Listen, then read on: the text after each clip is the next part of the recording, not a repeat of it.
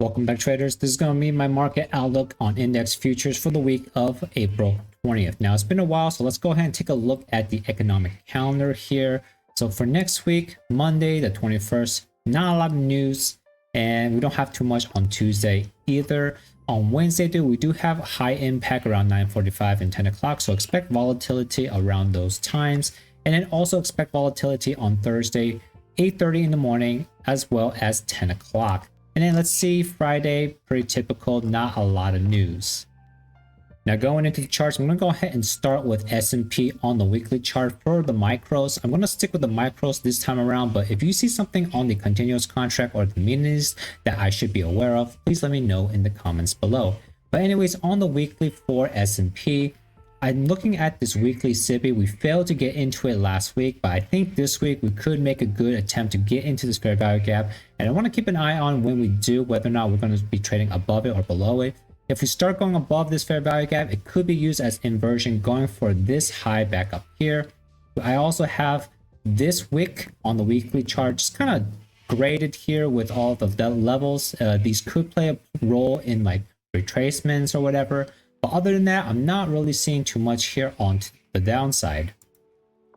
Now moving on to the daily chart, it's still a little muddy, but you can see price did come back down, and you can see 50% of this wick. See how price reacted here. If this holds up as support, as in we don't start trading down below it anymore, and we start going back up, we do have this fair value gap. We have a volume imbalance. We have another volume imbalance. So a lot of inefficiency, a lot of gaps right here. But if we can start trading above all of those while still maintaining how price just tapped into 50% of this fair value gap, that is a very bullish signal. And I think we can come up and take out this high, take out this high. That will move us into that weekly BISI, or sorry, the weekly SIBI on the weekly chart. And if you notice here, we also have a daily volume imbalance. I think it's a good likelihood if we go above all of this that we can go into this weekly, the daily volume imbalance.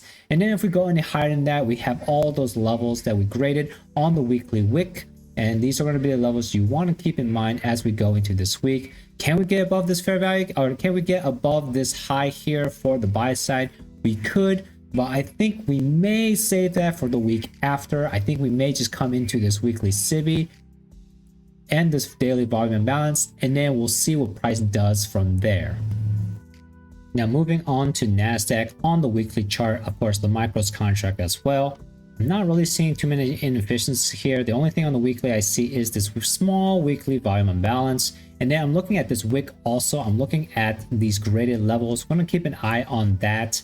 And then above here, we got this buy side above the swing high, and that was already traded to once before in this weekly SIBI.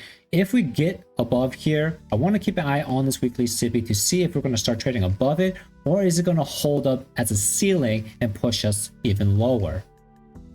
Now on the daily, a little bit cloudy as well, just like with ES. We can see that we have a daily volume imbalance here.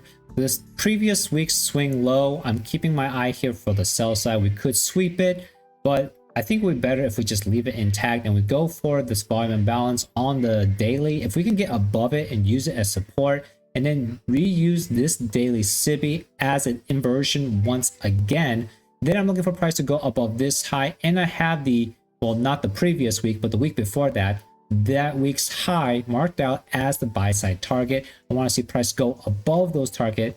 We have all those graded levels with the weekly wick, and I'm wanting to see how will it react, especially with 50% of it. And if we do make it up to this high, which is part of that daily volume balance as well, back over here, we could go back above it and maybe make relative equal highs with this one. Now for this week, I don't think we're going to go above this swing high. We could, but I think we may just create relative highs, have a slight retracement, and then maybe look for this high later on. And of course, I want to keep my eye on how price treats this weekly SIBI. Are we going to use it as inversion, or are we going to reclaim it?